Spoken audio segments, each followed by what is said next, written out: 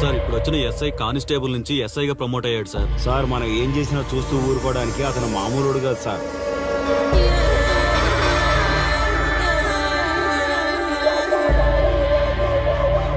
అతను మనకు అలవాటు అయ్యేంత వరకు మనం కొంచెం కంట్రోల్లో ఉందాం సార్. రేయ్, వార్నింగ్ ఇస్తున్నావా విషయం చెప్తున్నావా? సార్ మేమేం చెప్పినా మీ మంచి కోసమే సార్. దాన్ని తీసుకొచ్చేరా. మీరైనా చెప్పండి అమ్మా. పెళ్ళాంచేస్తే బాధపడ్డానికి, పోలీసోడంటే భయపడ్డానికి నా కొడుకు కామన్ మ్యాన్ కాదు, కాశీ చెప్పాడికి.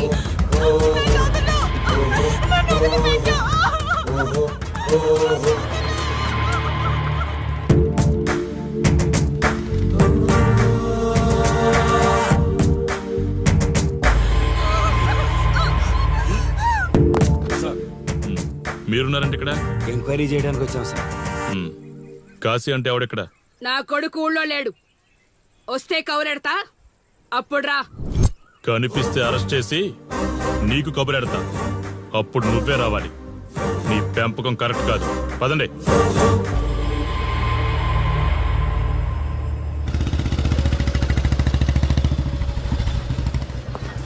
కాశీ ఎక్కడ? ఊర్లో లేడు. వస్తే స్టేషన్కి రమ్మని చెప్పు.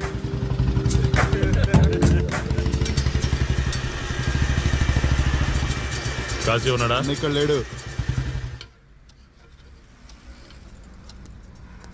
ఏమిటి సార్ ఆలోచిస్తున్నారు? ఆ కాశీ గురించేనా? మీరు ఈ ఊరికి కొత్త సార్. మీ కొత్తగా ఉంటుంది, వింతగా ఉంటుంది. మాకంతా అలవాటైపోయింది సార్. సార్, ఇతనిపై 120 కేసులు పైగా ఉన్నాయి సార్. అవి ఈ కాగితాలకే పరిమితమైనాయి సార్. ఈ పార్వతీపురం మండలంలో ఏ రాజకీయ నాయకుడు గెలవాలన్నా ఇతని మద్దతు తప్పనిసరి సార్. ఇతను 10 సార్లు గంజాయి స్మగ్లింగ్ చేస్తూ దొరికాడు సార్. పైగా 20 సార్లు దొంగ నోట్లు ముద్రిస్తూ పట్టుబడ్డాడు సార్. అంతెందుకు, మీరు అరెస్ట్ వారెంట్ పట్టుకుని తిరుగుతున్నారే, ఇలా చాలా మంది తిరిగారు సార్. కుదిరితే కొన్నాడు, కుదరకపోతే కొట్టాడు. మనకు కుటుంబాలు ఉన్నాయి సార్. నీ పేరుంటేనే వణుకు పుట్టాలన్నా.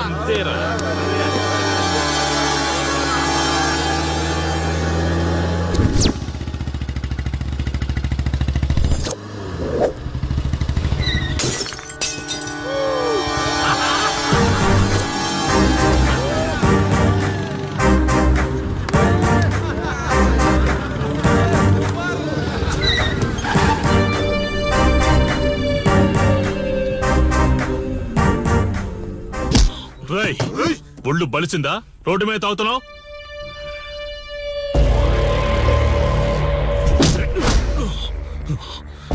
ఈ నర్సీపురం ఊర్లో కాశీ ఒంటి మీద చెయ్యేసావంటే కార్తికి టికెట్ కన్ఫర్మ్ అయినట్టే. కరెక్ట్ గా దొరికావురా.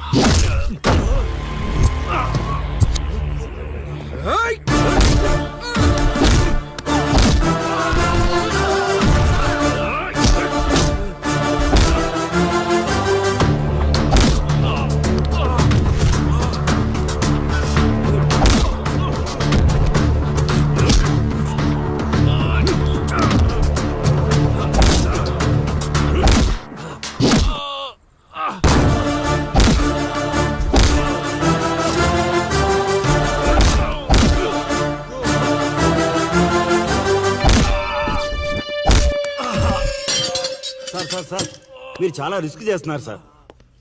నేను డ్యూటీ చేస్తున్నాను. 3 రోజులు గవర్నమెంట్ హాలిడేస్. నేను వైజాగ్ వెళ్తున్నాను. కాశీ అంటే భయపడే వాళ్ళని ఇంటికెళ్ళి భజన చేసుకోమని చెప్పండి. తిరిగి వచ్చాక వాడిని కోర్టులో ప్రొడ్యూస్ చేస్తాను. వాడిని వదిలే ప్రసక్తే లేదు. నమస్తే సార్. ఎక్కడ మీ ఎస్ఐ? వద్దా? ఎందుకు వద్దంటున్నావు కాశీ? చెత్త నా కొడక, ఊర్లో కాశీని విధవం చేసి వదిలేద్దామనుకుంటున్నావా? కాశీ పేరు వింటేనే ఊళ్ళో ఉచ్చ పోసుకునేవాళ్ళు, కానీ ఇప్పుడు కాశీ ఫోటో కనిపిస్తే ఉచ్చ పోసేలా చేశాడు. ప్రాబ్లం నాది, పోయిన పరువు నాది. నేను చూసుకుంటాను పో.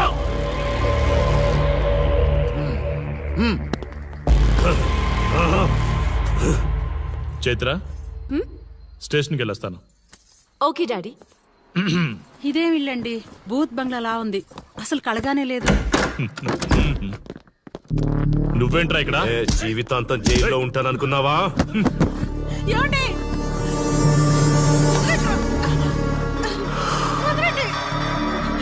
నీ ఇంట్లో అసలు అందమే లేదురా. రేయ్, ఏంట్రా వాగుతున్నావు? డాడీ ఏమండి?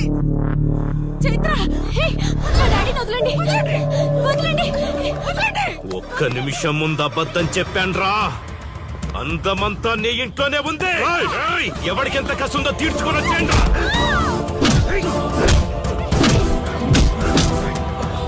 ఏమండి? ఏమండి? చైత్ర అండి, చైత్ర అండి. డాడీ డాడీ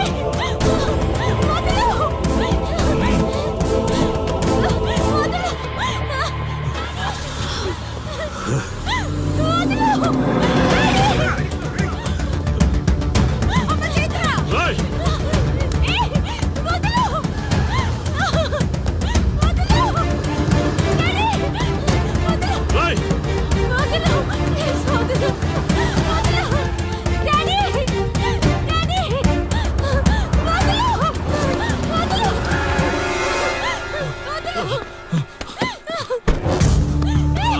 రా, రా, రా.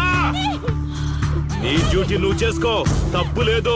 నా పెళ్ళాం కేసులో వేలు పెట్టి నా గురించి తెలుసుకోకుండా ఈ ఊర్లో అడుగు పెట్టి నేనంటే భయపడే ఈ జనం ముందు నా మీద చెయ్యి వేశావు. అది తప్పు. చూడు చూడు, నువ్వేం పోలీసోడివిరా. కిలోమీటర్ పరిగెత్తేసరికి ఒంటో ఓపిక చచ్చిపోయిందా? డాడీ వదలు. డాడీ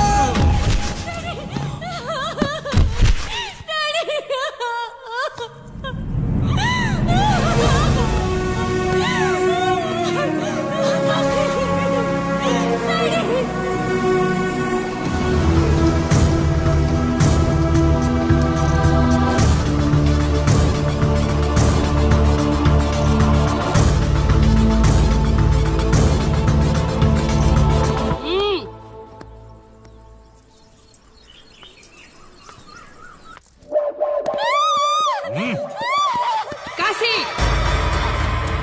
నొప్పి ఒక్కరోజు తెలిస్తే చాలదు. నువ్వు 3 రోజులు జైల్లో ఉన్నావు. అది జీవితాంతం మన ఇంట్లో బందీగా ఉండాలి.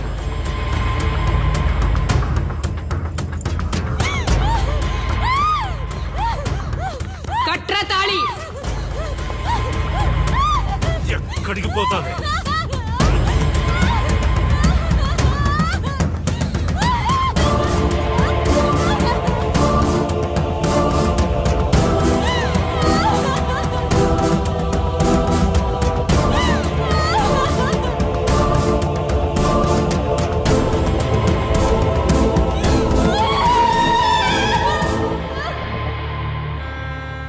ఆ దుర్మార్గుడి నుండి తప్పించుకుని నా దగ్గరకు వచ్చింది. ఆ తర్వాత నీకు తెలిసింది.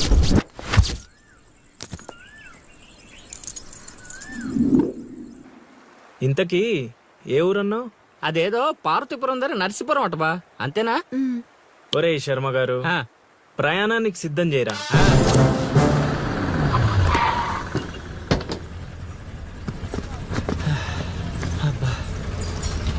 బా, ఊరు చాలా పెద్దదిలా ఉంది. ఎక్కడ వెతుకుతావు? రే శర్మ గారు, నడవడానికి కాళ్ళు, తిరగడానికి ఓపిక 2 ఉన్నాయి కదా. ఐసులా పోనే. పోసేసుకుంటాడు.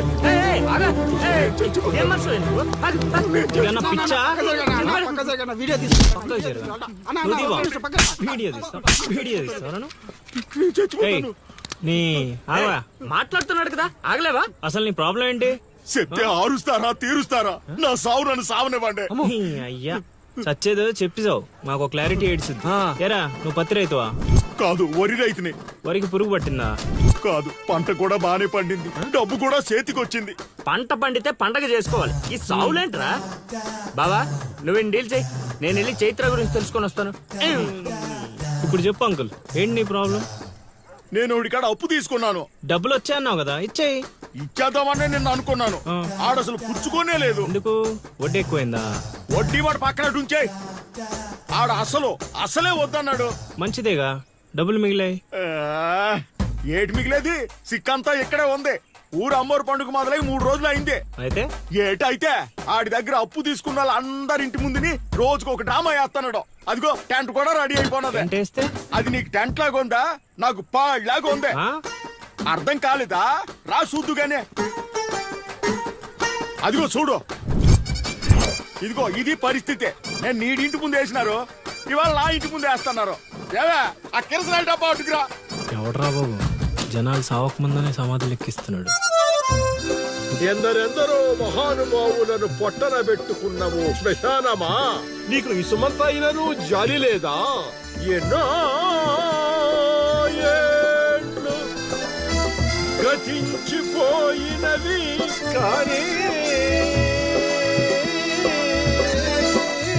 ఈ శ్మశాన స్థలిన్ కన్నులు వచ్చిన మందభాగ్యుడు ఒక్కడైనను లేచిరాడు. ఎన్నాళ్ళ ఆహా హార్మోనియం పద్యం రక్తి కట్టే సమయంలో దగ్గి డిస్టర్బ్ చేసావు కదరా ఎద్దవ్వా. వంకెతకలేనమ్మా డొంకెట్టుకు ఎలాడిందట. పద్యం మర్చిపోయినని ఒప్పుకోవచ్చు కదా. సాంఘిక నాటకాల హీరోయిన్ ఇంత గొప్ప హరిశ్చంద్ర నాటకములో నా పక్క చంద్రమతి వేషమంటే మాటలా, నాకే కౌంటరా? పద్మశ్రీ అయ్యగారు తాళాల దగ్గర ఇచ్చమంటారా? టైం కాదురా, నే చెప్తాగా. ముందా మంచినీళ్లు గొంతు శృతి చేసుకోవాలి. గురువుగారు, యాదవ సేతురం కాకపోతే రిహార్సల్స్ కూడా ఈ గెటప్లు ఏంటండి? ఒరే హార్మోనిస్టు, వేషం పడకపోతే పద్యానికి గొంతు పెగలదురా. మొదలెట్టండి.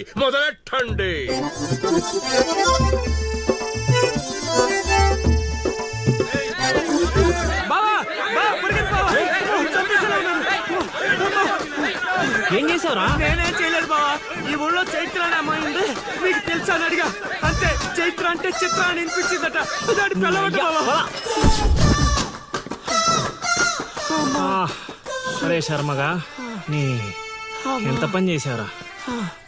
చైత్రాన్ని చిత్ర అనుకుంటేనే 10 కిలోమీటర్లు పరిగెత్తించారు బావా. ఇంకా నయం, డైరెక్ట్ గా వెళ్ళా కాశీగాడిని అడగలేదు.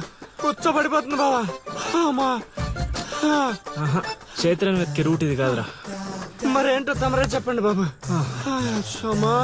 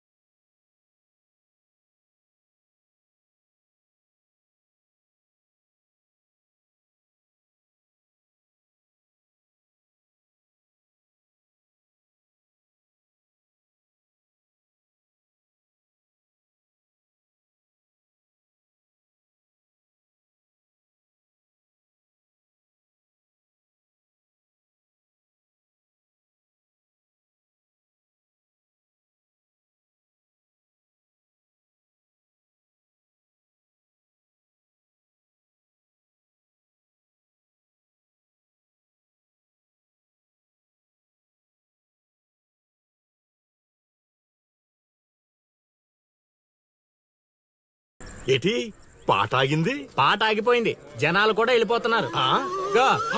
అలా కొయ్యిలా నిలబడపోతే 10 రూపాయలు ధర్మం చేయొచ్చు కదా. హతవిధి కళాకారుడు యాచించుటయా? కళామ తల్లికి తీరని అవమానము కదా. అంటే ఆ రోజుల్లో రాముణ్ణి వెతుక్కుంటూ లవకుశులు ఆ ఊరు ఈ ఊరు గానం చేసుకుంటూ తిరిగారు కదా. మేము కూడా ఓ కళా పిశాచి ఉన్నాడని. కళా పిశాచి కాదు, పిపాసి. అదే కళా పిపాసి ఉన్నాడని తెలుసుకొని ఆయన కోసం వెతుక్కుంటా. అవును. ఏమిటి, నా ఊళ్ళో నాకు తెలియని అంత గొప్ప కళాకారుడు ఒకడున్నాడా? ఉన్నాడు సార్, పిచ్చప్పారావు అని, అలియాస్ సుయోధన సార్వభౌముడు. నిజంగానే పిచ్చప్పారావు బా. ఎందుకు సార్ అలా ఏడుస్తున్నారు? 10 రూపాయలు అడిగామా నేనా? వద్దులేండి సార్. ఆగండి నాయన.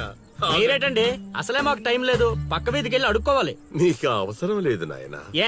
ఈ రోజు మొత్తం కలెక్షన్ మీరే ఇచ్చేస్తారా? కాదు నాయన, మీరు వెతుకుతున్న ఆ పిచ్చి అప్పారావు అలియా సుయోధన సార్వభౌముణ్ణి నేనే నాయన.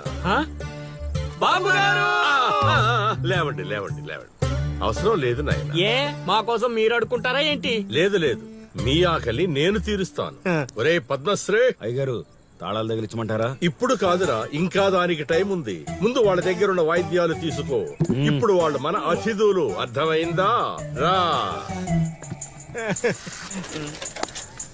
ఇంతకీ మన దేవురు నాయనా? సిల్కలూరుపేట. ఓహో, అవును, అక్కడ కళాకారులు ఎక్కువే. అవునవును, అక్కడ అన్ని రకాల కళాకారులు ఎక్కువే. అవును, ఈ లవకుశులుగానే ఎందుకు చేయాలనుకున్నారు? ఏ రాముడు కృష్ణుడు చేయొచ్చుగా. అంటే చిన్నప్పటి నుంచి అలవాటు చేసుకున్నాను సార్. వయసు పెరిగిన కొద్దీ మీసాలు గడ్డాలు పెరిగిపోయాయి. అవునండి, వాటికి ఎరువులు వేయాల్సిన అవసరం గానీ నీళ్లు పోయాల్సిన అవసరం గానీ ఉండదు కదండి, వాటంతటో పెరుగుతుంటాయి. అవునయ్యో, ఈ ఊరంతా నా కళకు అభిమానులే. నా అంత గొప్ప కళాకారుడు కావాలంటే మీరు కూడా నాతో ఉండిపోండి. సార్ ఆ ఇల్లు ఎవరిది సార్? ఏది అదా? కాశీ అని మా బంధువుల ఇల్లే. ఓహో. అదిగో ఎదురుగా వస్తోంది అమ్మవారి ఊరేగింపు, ఆ ఇంటికే వెళుతోంది. చూడు బాబు, ఇదే మా ఇల్లు. ఈ కళాపిపాసి ఆహ్వానాన్ని స్వీకరించండి. రండి. సార్ ఇవన్నీ మీకొచ్చినవేనా సార్? కొన్ని తెచ్చి పెట్టుకుంటే నీకు కూడా వస్తాయి బాబు. పార్వతి, కళని కళాకారుల్ని అవమానిస్తున్నావు. అలానే కదా బంగారు ప్రాసులు కాస్త దాన్ని ప్రాసులు చేసేశారు. ఆ ధాన్యాన్ని బియ్యం చేసి తింటేనే కదమ్మా బంగారమైన సంపాదించగలం, లేదా బంగారంలో బతకగలం. సెహవాడ్ సెహవాడ్, నీ మాటతోనైనా కొందరి కళ్ళు తెరుచుకోవాలి. అన్నట్టు వీళ్ళు ఆ అర్థమైంది. ఏమే ఇంకో ఇద్దరు కంట వండి పడే తినిపోతారు. సత్రంలో తయారైంది కొంప. ఇది 1980లో వచ్చింది, ఇది 90లో వచ్చింది. సార్ ఇవన్నీ మనకొచ్చినవని చెప్పుకోకపోతే బతకలేదు సార్.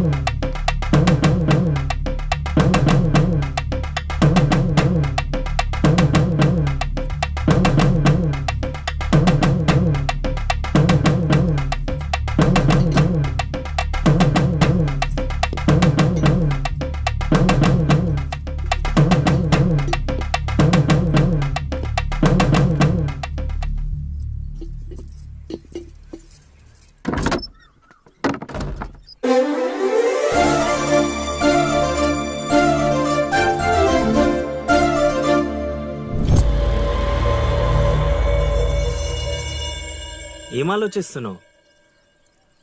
వెళ్ళిపోదాం పద ఇక్కడి నుంచి. ఎక్కడికి? మన ఊరికి. నాకే ఊరు లేదు. మా అమ్మ నాన్న చనిపోయి చాలా కాలమైంది. నేను ఒంటరి. అయినా నన్ను రమ్మడానికి నువ్వెవరు? అదేంటి అలా మాట్లాడుతున్నావు? నీకేమన్నా పిచ్చా? పద వెళ్దాం. ఒక్కసారి చెప్తే అర్థం కాదా?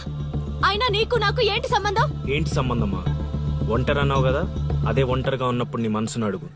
నేను నిన్నెంత ప్రేమిస్తున్నానో నువ్వు నన్ను అంతే ప్రేమిస్తున్నావు అని అదే చెప్తుంది. నేను నీకు చెప్పానా? అయినా నువ్వే గాలికి తిరుగుతావు. ఎప్పుడు ఎలా ఉంటావో నీకే తెలీదు. అటువంటిది నిన్ను నమ్మి ఎలా రమ్మంటావు? అయినా వాడు నన్ను కొట్టుకుంటూ తీసుకొచ్చాడు. ఆ రోజు నువ్వు చూస్తూ ఉండిపోయావు. నిన్నేమనాలి? అదా నీ ప్రాబ్లం? ఈ మాత్రం కన్ఫర్మేషన్ చాలు నేను ఫిక్స్ అవ్వడానికి. అయినా నేను ప్రేమించిన అమ్మాయికి పెళ్ళై ఉండాలని మా గురుగారు ఎప్పుడో చెప్పారు. ఆనందం వస్తే స్టెప్ లేకుండా ఏడ్చి కూర్చుంటారా? ఇప్పుడు చెప్తున్నా విను. తెలియకుండా తీసుకెళ్ళిపోవడం, చెప్పకుండా లేపుకెళ్ళిపోవడం కష్టం కాదు, నాకిష్టం లేదు.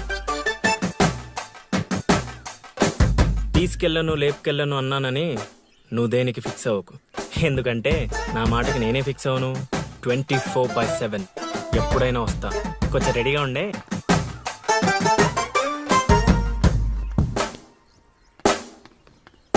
రే కాశీ, ఇంట్లో దేవుడున్నాడు. ఈ 10 రోజులు పద్ధతిగా ఉండమని చెప్పా నీకు.